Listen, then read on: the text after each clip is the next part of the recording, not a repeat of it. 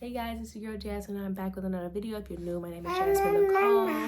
And today, I am going to do a story time about how I almost died. So if you're not already, subscribe to my channel, hit the bell notification button to get notified every time I post. And let's get started with this story time. Okay, so back in 2022 in November, I found out I was pregnant with my daughter Nyla. Rest in heaven, baby girl. Everything was cool, everything was straight at first. Of course, for everyone, I feel like it is, like, it's sunshine and rainbows. But maybe like after Thanksgiving of November, I started getting these smells, and they were just these disgusting smells. Everything smelled the same: fruit, crackers, onions, garlic, like everything smelled the same. Nothing smelled good to me, and it caused me to like get sick. So I was throwing up everywhere. I was sick constantly, and like, I would expect that because I was pregnant my first trimester. I dealt with it with my first daughter, so it was expected. So after like throwing up a lot and stuff like that, I finally went to the emergency room, because that's what you do when you're pregnant in your first trimester. You go to the emergency room and try to get some help, get some medication until your next appointment or something. So I went to the emergency room, took blood, gave me an IV because I was dehydrated, and they said my potassium was low. So they gave me 2 fat pills I had to take. Like, they were like this big. I kid you not, they were fat. Like, I had to take 2 of those pills, and then they pumped me up with medicine for pregnant women that were safe for you to be able to like eat. And so after I had that, I was great. I was fine. I was able to eat and everything. Like, I was fine. So I went home. They gave me medication to take. So I didn't want to take the medication that same day just because I already had it in the hospital in my bloodstream. So I waited till the next day. So the next day came. I tried to take my medication with the pill and water, threw it straight up, tried again, threw it up. So I could not take the pill because I was constantly throwing up water, throwing up everything, and I just kept throwing up this pill, so I couldn't get it into my system. So at this point, sick all over again, throwing up all over again. I'm back in the emergency room again. They're pumping me up with IV again because I'm dehydrated. They're giving me more medicine. They're giving me another potassium pills because they said my potassium is low. So after that, I'm able to eat again, and everything was cool, fine. Gave me pills again, gave me a different type of pill, and I took it. I tried to take it again the next day because I already had it in my system, and I didn't want to take it that same day because I already had it in my system, if you guys know what I mean. So couldn't take it. Was throwing up. So went back to the ER this last time. They did my blood work and everything, and they found out I had an infection in my liver. So they had to pump me with antibiotics. They gave me IVs, and then they also gave me medicine also again for my sickness.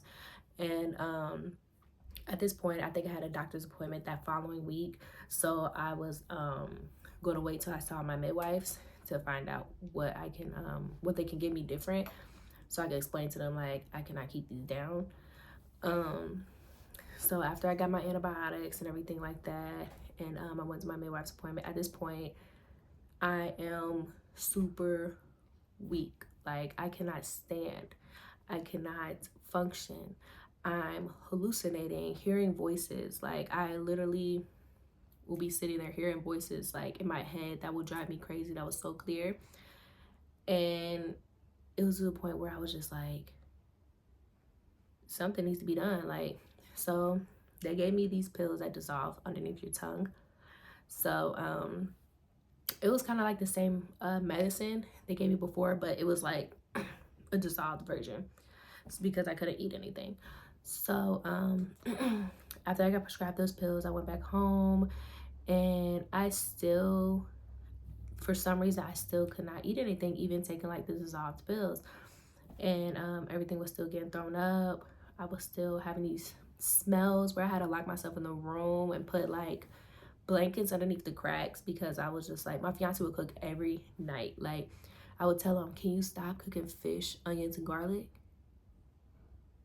Because it stinks so bad. Can you cook something else that's not as strong and like, you know, smoky, that gets like around? If you know what I mean, when you cook onions and garlic and stuff, it goes around the house. So that's what it was doing right now. And he was just like, no, no, like, this is what I want, blah, blah, blah. But like, he ain't know what I was going through. But I'm just like, bro, I'm sitting here constantly throwing up. You sitting here cooking this food. Like, come on now. But I would sit in my room. I would be in my room all day, every day. I would not be out in the living room. I wanted to be dark. I was throwing up constantly, taking care of a 2-year-old. I was weak. I could barely stand or walk to even cook her a meal or do her hair. Like, it was terrible. So at this point, I went to the bathroom, and this was like now it's December. Wait, is it December or is it January? It was January. So now it's January, and probably like January 18th. I think it's January 18th. Either January 18th or 19th, because I had to give birth to her on the 22nd. So, but anyway, it was January, and I went to the bathroom, and mind you, I'm still not eating, I'm still not drinking, I'm constantly taking pills so I can at least go to sleep at night because it was so terrible. And I also found out the gender. I was having a baby girl. She called me and said, you're having a girl. Good news, but I'm still sick. But I went to the bathroom. It was freaking blackish, brownish, and that's not normal. So I called my midwife, and I told her what happened. She told me to go to the emergency room. So at this point, I'm in my second trimester. So it's like I can go to labor and delivery, and they could do more for me. So I was like, okay. So I had to wait till my fiance got off. But my friend Diamond came to help me watch my daughter because I still can't function. I still can't do anything. I really needed help. And I was the only person that was there for me through that moment to help me with my daughter. So she was helping me with my daughter. And she told me that she was like, you look like you're dead. Like, she was saying, you look like you're dying. And mind you, I haven't been looking in the mirror. I haven't been doing none of that. I've been asleep. I've been laying there. So when I finally looked at myself, I got a video picture, whatever. Show you a video picture. I was so skinny. My eyes were sinking into my bones. They were black all around here. My hair was matted. I haven't combed it since I got sick. And finally, when I went to the hospital, the nurses had to come out and literally wheel me into the hospital because I could not move. Because I felt like if I would have got up or anything, I would have collapsed. Like, I could not stand. So they wheeled me into labor and delivery. They checked the baby's heartbeat, gave me an IV with medicine. They took my blood. They came back with my blood results, and they were like, your potassium is a 0.02. Your potassium is supposed to be, I think they said, was so long ago, I think they said it had to be at least a 2.2, I believe, but mine's was deadly. And they said if I did not come in, I would have died. Like, I basically would never woke up the next morning. So I'm glad I went in. So they had to put straight potassium on the machine and pump it into my veins. And when I say that hurts, it burns so bad.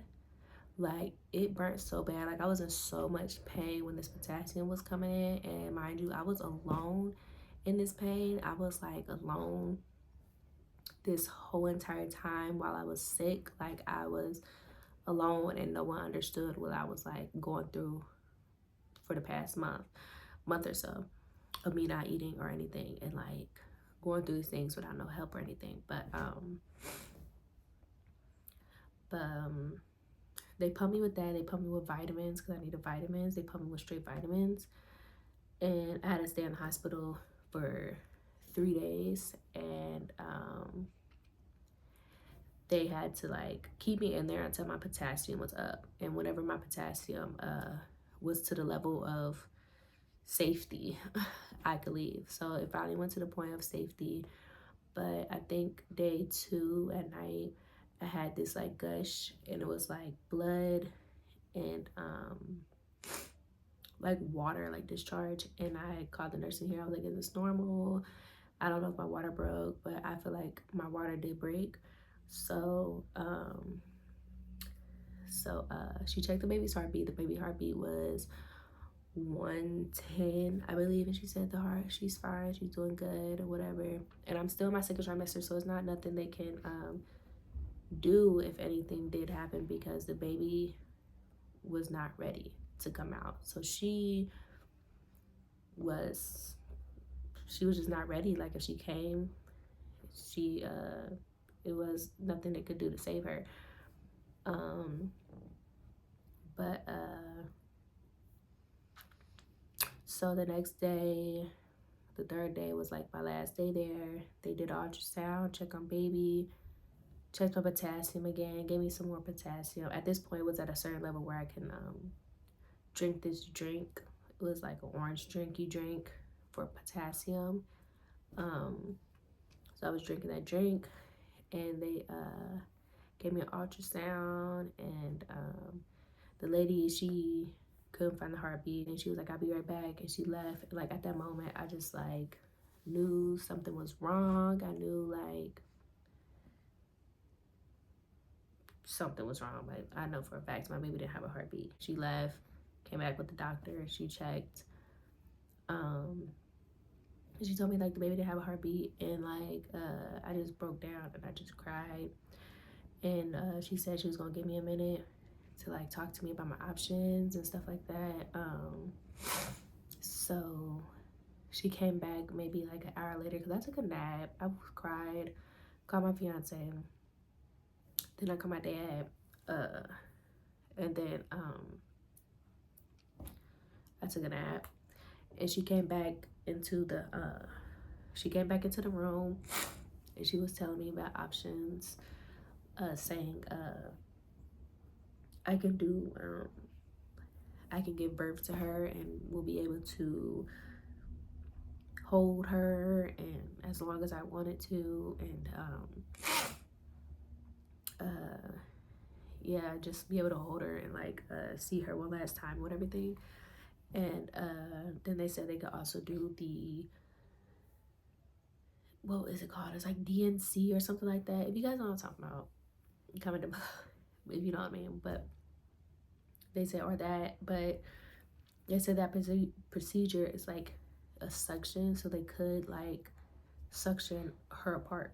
So I was like, I want to be able to hold my baby again. And it was just so many people that day like that just came into my room. And I was glad to have my dad there.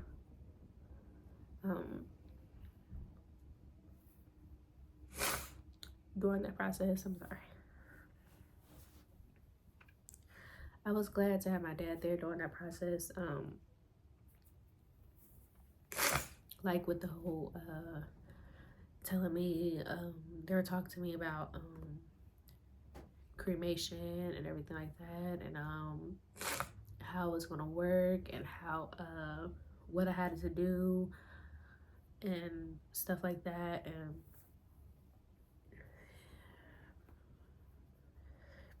but anyway, they set a day for me to go in and give birth to her. And so after that day, after I gave birth and everything, you know, I try to keep my spirits up, like still like be my little goofy self. But like at the end of the day, when it was time to go, and me walking out with just a memory box, it just like, I try to hold back my tears. It's just like I was hurt, like I gave birth and was leaving with a box. So that was really hard to deal with. It was really hard to deal with.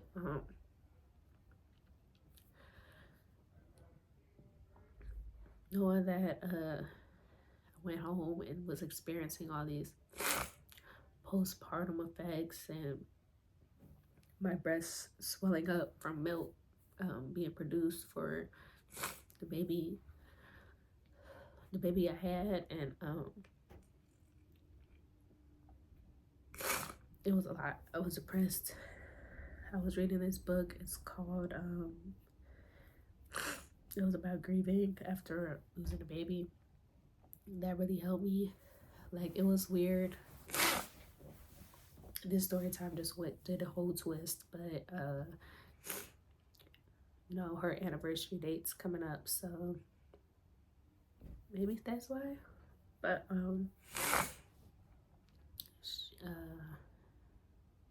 not anniversary date, her death date, day when she was born.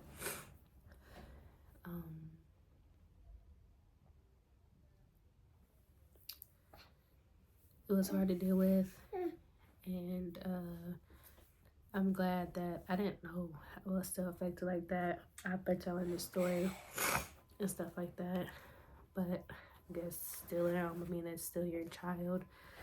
That was still my daughter.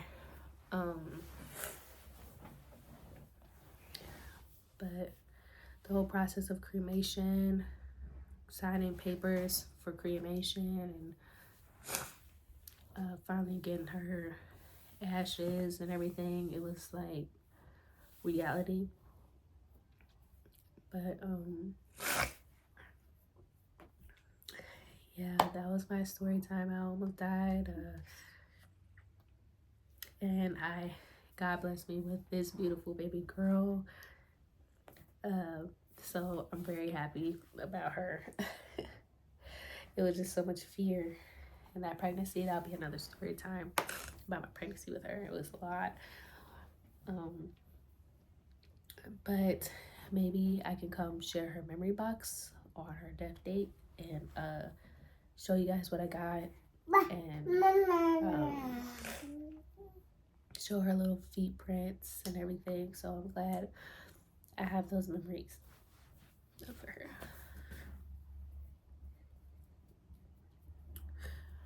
But I'm going to end the video here on a sad note. I didn't mean to make it a sad note, but let's make it a happy note.